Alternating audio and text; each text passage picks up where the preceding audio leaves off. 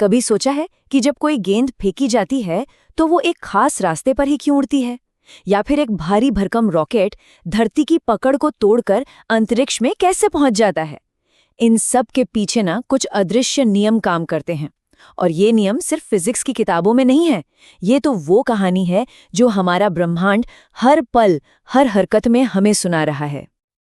तो सवाल यही उठता है कि वो कौन से अदृश्य नियम हैं जो चलती हुई हर चीज को कंट्रोल करते हैं। और इसका जवाब जितना हम सोचते हैं उससे कहीं ज्यादा सरल और गहरा है। चलिए इन नियमों के पीछे की कहानी को जरा और करीब से जानते हैं। गति की इस पूरी कहानी को समझने के लिए ना हमें पहले इसके हीरो से मिलना होगा। और वो हीरो है बल, यानी कि फोर्स। यही वो चीज है जो किसी भी वस्तु की गति में बदलाव लाती है। अच्छा, तो ये बल आखिर है क्या भला? इसे ऐसे समझिए, ये बस एक धक्का या खिंचाव है जो किसी भी चीज की रफ्तार या उसकी दिशा को बदल सकता है। और फिजिक्स की दुनिया में हम इसे न्यूटन में नापते हैं, जिसे N से लिखा जाता है। अब देखिए, दिलचस्प बात यह है कि सभी बल एक जैसे नहीं होते।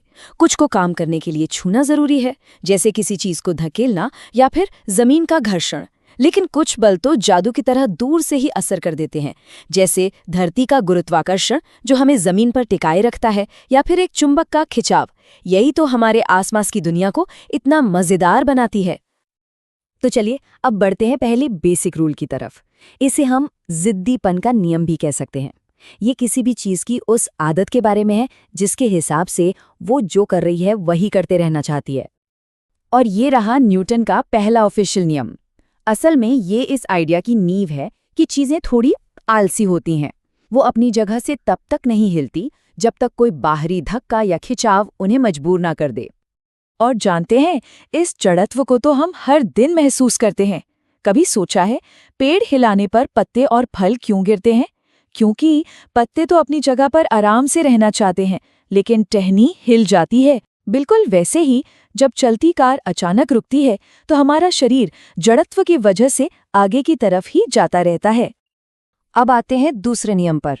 देखिए, अगर पहला नियम क्यों का जवाब देता है तो दूसरा नियम बताता है कितना। ये बल, वजन और गति में बदलाव के बीच का एकदम सटीक रिश्ता बताता है। न्यूटन का दूसरा नियम असल में दो बहुत ही सरल आइडियाज को एक साथ जोड़ता है जो बल और वजन से जुड़े हुए हैं। इसका पहला हिस्सा तो एकदम सीधा है। किसी चीज पर जितना ज्यादा जोर लगाएंगे उसकी स्पीड में उतनी ही तेजी से बदलाव आएगा। सिंपल सी बात है, अगर किसी गेंद को जोर से मारेंगे तो वो धीरे से मारने के मुकाबले ज्यादा तेजी से जाएगी। और इसका दूसरा हिस्सा भी उतना ही जरूरी है। अगर जोर बराबर लगाया जाए तो एक भारी चीज एक हल्की चीज के मुकाबले कम रफ्तार पकड़ेगी। सोचिए, एक ट्रक को धकेलना एक साइकिल को धकेलने से इतना मुश्किल क्यों होता है? इसी नियम की वजह से। और अब बारी है गति के आखिरी और शायद सबसे शानदार नियम की। ये नियम हमें बताता है कि इस ब्रह्मांड में बल कभी अकेले काम नहीं करते, उनमें एक तरह की सिमेट्री होती है। ये लाइन तो हम सबने कभी न कभी सुनी ही है।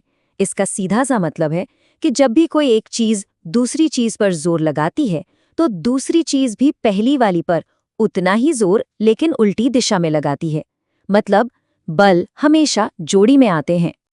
तो ये तीन अलग अलग नियम हमने समझ लिए, लेकिन असली जादू तो तब शुरू होता है जब ये तीनों एक साथ काम करते हैं। चलिए देखते हैं कि कैसे ये सिंपल से नियम मिलकर किसी भी चीज को आसमान की ऊंचाइयों तक पहुंचा सकते हैं। एक रॉकेट का उड़ना न्यूटन के नियमों का शायद सबसे बेहतरीन उदाहरण है। वैसे तो हमें तीसरा नियम सबसे ज्यादा दिखाई देता है, पर सच तो ये है कि तीनों नियम मिलकर ही इस कमाल को मुमकिन बनाते हैं।